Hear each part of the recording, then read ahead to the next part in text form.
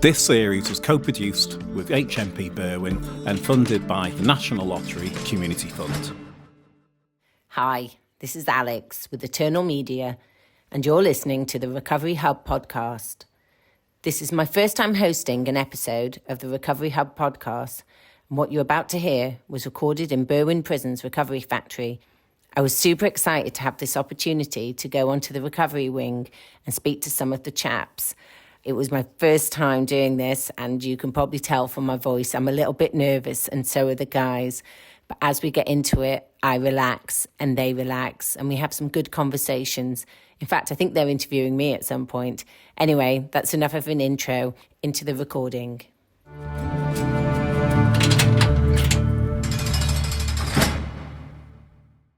Hi. Hi. Hi. So have you, just straight away, we're on the recovery wing, have you chosen to Yeah, I've only just come on the recovery wing. I've only been on a week. Okay. So I don't really know much about what goes on in here. Okay, and do you mind me asking what you're in recovery from? Are you... Heroin and crack cocaine. Okay, so are you abstinent or are you on a reduction? No, abstinent. You're abstinent? Okay. And so you've come on this wing, is that because you want to maintain your abstinence? And... Yeah, I want to defeat my addiction, because my addiction's been ruling my life all forever. Yeah. Did you start when you were quite young? Yeah, when I was 18. Okay. I started with ecstasy. And went from ecstasy upwards. Okay. And I started smoking crack and heroin when I got locked up. I was locked up abroad, you see, in Ecuador, South America. That's where I got my habit from. Why was you in jail over there? Got caught with 22 kilo of cocaine. Smuggling? Yeah, smuggling. Wow, how long were you in prison there for? 6.5 years. Wow. And just out of interest, do they have like recovery wings there, or? They do. They do? Yeah, but not as what they are here. It's just one wing that's locked off from everybody. Okay. And what, do they have meetings and stuff like that? Yeah, or? They have the NA meetings and AA meetings. Okay. Yeah. Did you get clean while you were there? Yeah, I was clean. It doesn't sound a lot. I was clean for 2 weeks out of 6.5 years. It doesn't sound a lot, but it is. Okay. And then came back to Britain, and yeah. Did you want to find recovery then, or not at that time? I was abstinent for 14 years when I come back from abroad. Okay. And then I just ended up on the streets. Because we were on the streets, I had nowhere to go, nothing to do.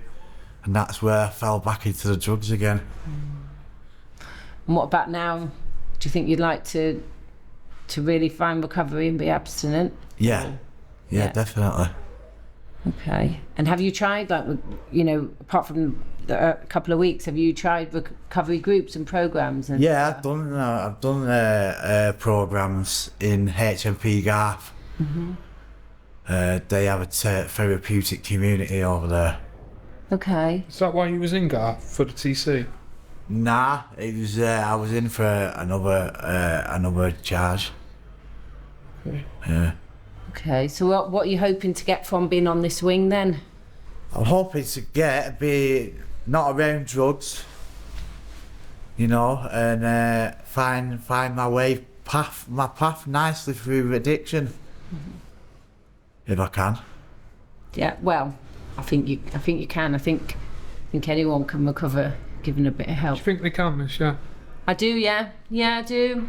Absolutely. I envy people to a certain extent, like you're in recovery and not. Would you not think it's possible for you? Yeah, I just think it's really hard. Like, obviously it is hard, but yeah, it is hard. Yeah. It's just by luck I ended up on that wing. Really, I was meant to go on a different wing. Okay. Yeah, but there's no spaces, so then I went onto this recovery wing. Okay. And do you mind me asking what? Are you abstinent and stuff now, or are you? No, I'm on a methadone prescription. Okay. So in recovery to an extent. Well, it is, yeah. I mean, it's you don't just go from being sober to being recovered. It's a process of work, isn't it? And Of course, yeah. there's a lot of work we have to do on our thinking. It's not really about the substance. No, I take it this wing's only, it's in its infancy, like it's just finding its feet, so to say. Yeah. I think it could be run a bit better, like. A lot better. Yeah. Do you know? It's all a learning curve, isn't it? And that's the thing. You know, we can always do stuff better. And I think the more active we are involved in helping that process, the quicker that can happen. Yeah. Yeah. It could be a brilliant thing, like. Let's hope that Absolutely, yeah. that can Fingers happen. crossed. But like I say, it was like an unexpected that I went onto that wing, and to be fair, it's given me a bit of like an incentive to become. Yeah. Well, Absolute. I think I think recovery is a little bit infectious. I do, just like addiction, you know. And if you're around like-minded people, your chance of recovery That's my padmate's best thing. is a lot better. Okay, hi. Right. What's your story then? Well, started off in kids' homes in Wrexham. Yeah. 40 odd years ago, and I'm still battling it now. Been doing drugs from a young age. Habited up for 30 odd years, but managed to stay habit free the last 15 and a half, 16 years. Okay. Still use quite regularly. Yeah. But, you know, staying habit free, our class is a win. Yeah. Yeah, definitely. Yeah, definitely. Definitely. Do you think you'd like to have like complete abstinence and stuff? Eventually. But I mean, it took me sort of 4 or 5 years of being habit free before I could even enter towns I used to live in because of triggers and all that kind of Peer crap. pressure. Yeah, and you know, and when I did go there, I'd be head down and get to my family's accommodations just to I would not look at people in the eye. You know what I mean? And I'd fall back into my old ways. Yeah. And them demons took long enough to sort of drop off. And then as the years got on, just being habit free, I sort of twigged onto it's just the duration. Get that bit of normality back. Not going to be for everyone, but for me it seemed to be. And you think, well, you know, start thinking like your old self. It's just a matter of how much time you've got left to get there, you know what I mean? Yeah. And so, how long have you been on this wing? I was on it when it started. It started off a bit moody. I mean, I'm out Thursday, so it doesn't matter what these fingers say. Okay. We were all on B-uppers, and like whole of B-uppers moved to A-uppers, and that was the drug-free community. Okay. And it took about 10 weeks to get rid of all the fish heads who were sliding down the doors and everyone else. Do you know who what was- fish heads mean, miss? Is that people that don't want recovery? No, it's For these fish. psychoactive Yeah, it's substances. like a mamba and all that kind of stuff. Yeah. Okay. We call it fish, so Okay. smackhead, heroin, fish Yeah. head, fish. Okay. So it took a while to get rid of most of them, and then people moved on, and so the drug-free community got up and running. Yeah. Yeah. I mean, it's my third stint this year on it. I've got out off it twice, and you know, I use a nick. Yeah, I'd like It's hard, yeah. You've used and then come back in, yeah? I'd like to see how it ends up at recovery wing, because that Dan, the CM, he's like really into it, isn't Yeah. he? He's like, Yeah. I don't know whether he talks a good story or he is like gonna get it sorted.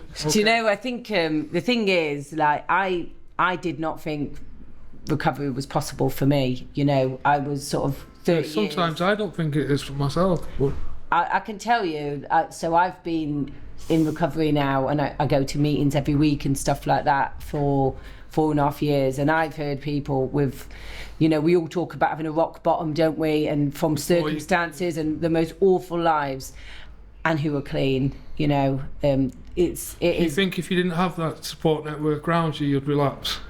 Would I, if I didn't work a recovery program? Programs, yeah.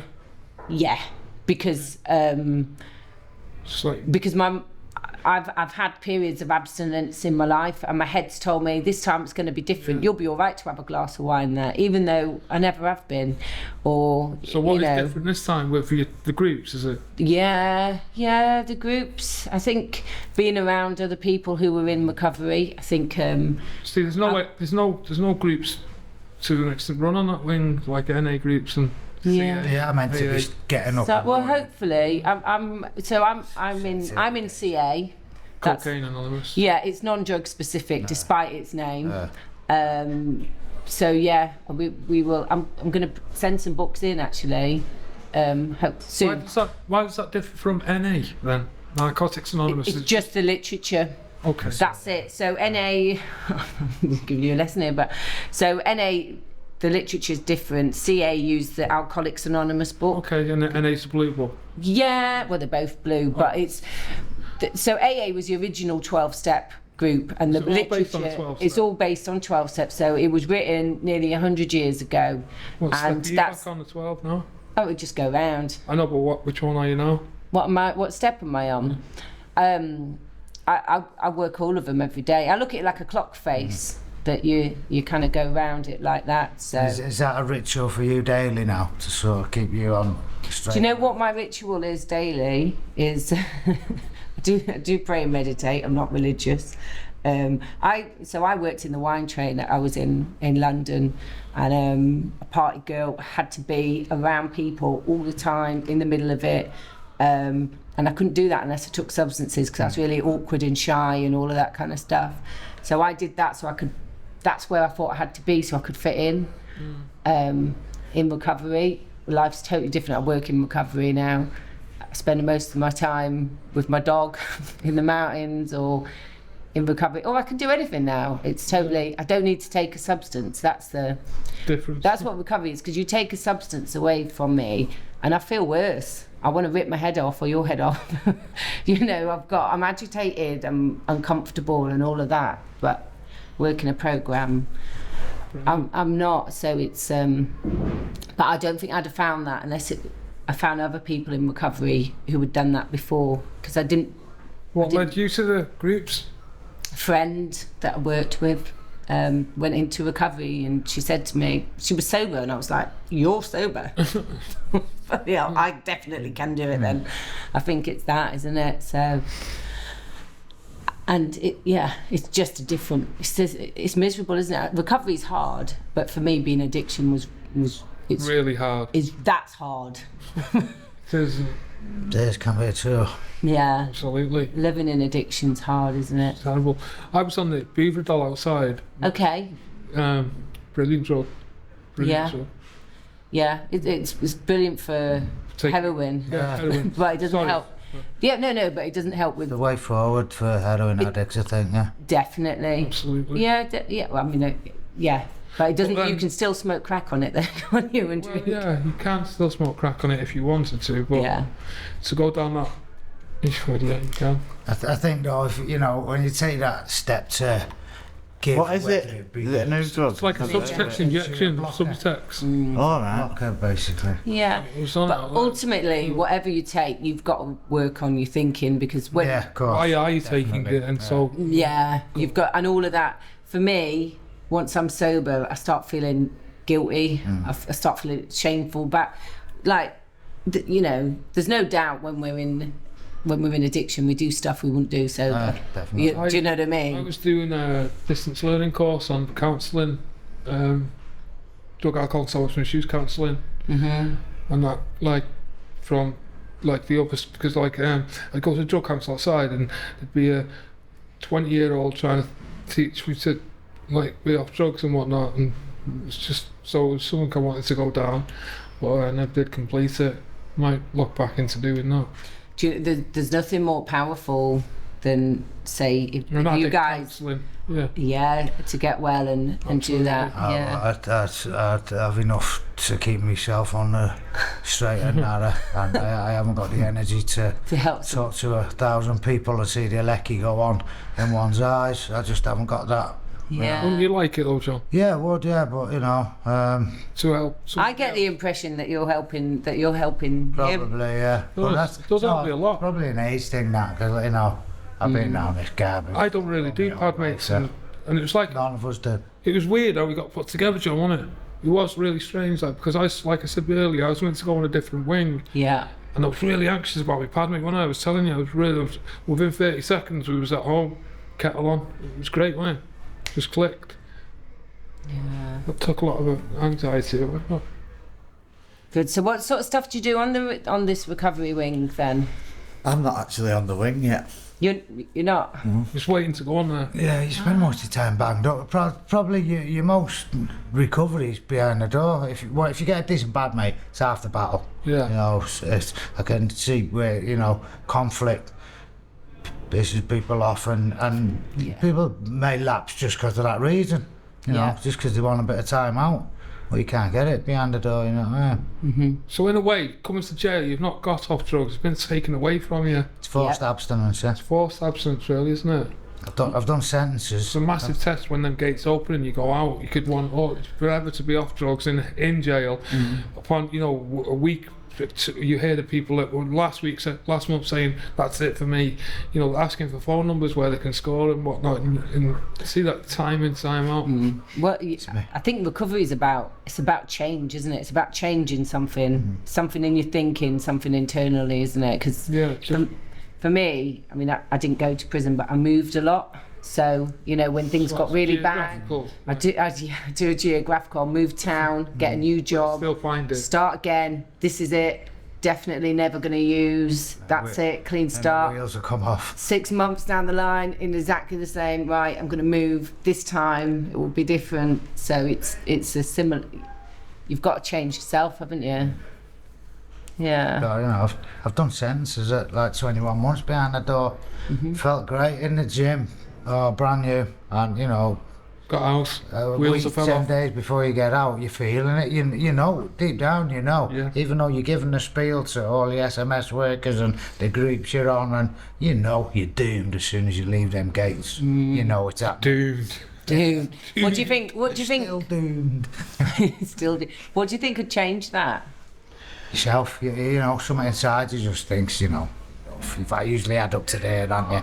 You're on your knees. You just had enough, yeah. And do you know what? When you've made that decision, it's one of the easiest things to do. Once you've actually made that decision, it just seems to fall into place then, doesn't it? Yeah. You know, because where before you'd go looking. You know, you'd be walking down the street in a strange town. You've only got to make eye contact. You know where to score. You know, but. You know, you surround yourself with different people, don't they? That's one thing you've got to do first and foremost. Get a group of good people around you. Recovery groups, for example. Yeah? Yeah, definitely. Do you think you've made that decision now? Did you say you're going in 4 days? Yeah, Thursday. Thursday? I mean, not to get habits again, which is a massive win for me. Yeah. Well, you know, I've been dead more times than I've got fingers. Through overdoses and that. So just not to have a habit is massive when my family accept me, my life's better, I function. I know it's not the best, but like, you know, hopefully and things to come and that. Yeah. Do you not think like complete abstinence and recovery is on offer for you? Is it just not something, because you might not want it? You know, you hit the nail on the head. I don't want to fail at it and it be that big of a blow to me. Puts me right on back on my arse from square one. So I'd say it's a win at the moment. Yeah, definitely. You know, it's good. It's just, even though, you know, I don't hang around them circles no more. And you know, when I do I go home, take it home, don't involve no one else, and it's my own little night out, day out. And I get up, dust myself off, and carry on for a bit longer. And seems to work at the moment, yeah. And what if that didn't work and you started? What do you think you'd do then? The age I am now, I know it sounds a bit, but I'd probably call it a day. Yeah. Yeah. I haven't got that much fight in me to do that again no more. I haven't, seriously, I haven't. I turned 60 last month. So. Okay. I've worked with a woman who's in her 70s, who's like abstinent now.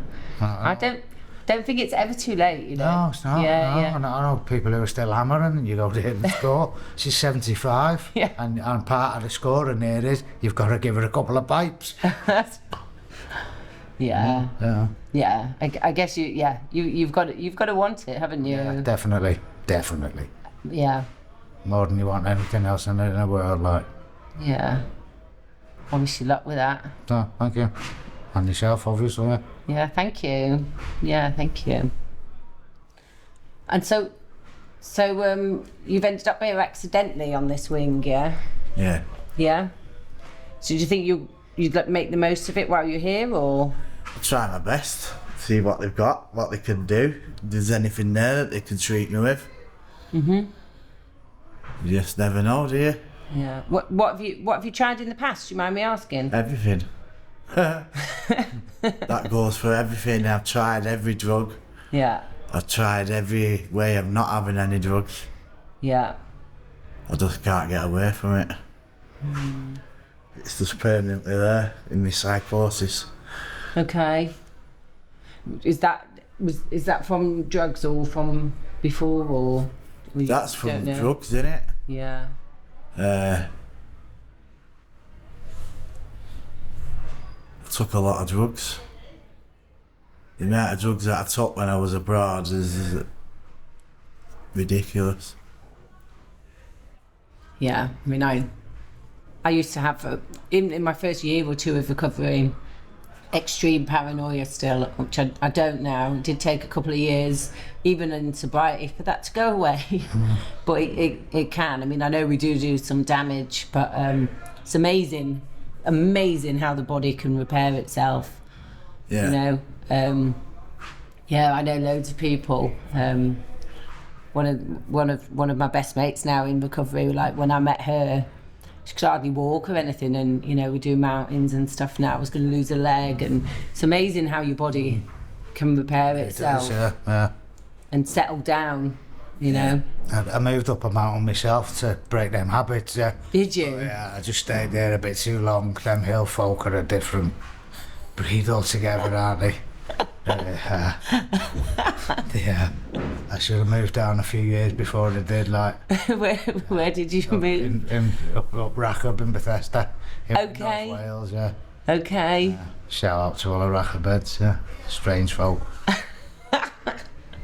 Yeah, I'm in North Wales. Yeah. Sounds a bit thingy down there.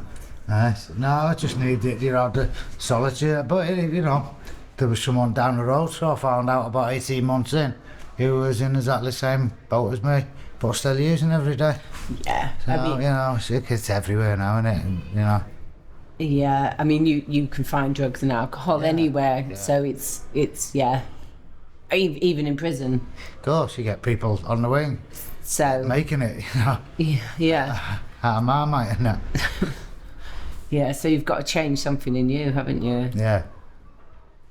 Yeah. What sort of stuff? So what were your expectations of being on a recovery wing? What do you think you'd? I'm expecting to manifest myself some tools to help myself progress Yeah.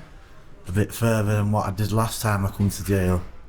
It needs a bit of an input more from staff. I know Dan's trying to push it hard for it.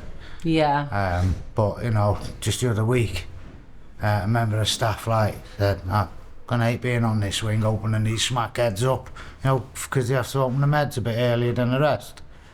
And you don't want to hear that when you're struggling a bit, do you? No, I guess. But and as with us and them, it's good and bad in everyone, isn't it? Yeah. We're all human, make a lot of mistakes. Of course we do. Do you know what, Rose? Sometimes, I mean, I've found, obviously, because my recovery's been through 12-step, through fellowship, it is everyone doing it for themselves. So, and then helping the next person. And if you can get that culture in here, where you're looking out for each other, helping each other. And part of what Eternal do and we're doing is about breaking that stigma and making recovery visible, because there is, no one wants to be called a smack do they? I call myself it, though, to take that stigma out of it. You know, I introduced myself as an addict. Yeah, because it's, to me, that just means I can't safely use substances. That's all. I can do anything else. No, I didn't. I figure it'd be other things in my life, because it's 110 mile an hour, whichever direction it goes in. So if it's something good, people say, I didn't know you had that in you. But when it's gone bad, they say, oh, you got messed that up, you know what I mean? So, because it's 110%, whatever direction it goes. Yeah. Be nice just to be neutral, wouldn't it? Yeah, just. Yeah. So, do you mind me asking how long you're in here for? I don't know what the etiquette is for prison. Just ask it later. What you're in for, and Yeah, I got 40 months, got 13 left. Okay. So got a plan to move a bit further forward in my life without the drugs. Yeah. Yeah. So will you be trying? I hear they do acupuncture on the swing. Apparently, I'm on the next list for that. Okay. Yeah. Okay. Have you tried that? I've done other sentences. I have. I just fell asleep every session. Did you? I thought it was great. Yeah. Relaxing. Everyone moaned that I was snoring and that. Oh, yeah, it worked for me. Great. I thought it was great. Yeah. Yeah, I did that with the first time I had Reiki. I just went to sleep. Don't know, if someone says try this, it might be good for you. The things I've tried haven't been, so why not try something? Yeah. Yeah. I've done meditation. You know, I was a lot into keep fit when I'm in jail. A bit of a health fanatic out there to just rack and ruin it. So isn't that funny? Like, so in here, you're really healthy and you do that and it works well for you. I've got degrees in fitness. Yeah. Gym so why don't you do it when you go out then? I've tried. I worked with special needs children, passed my child protection that to coach minors.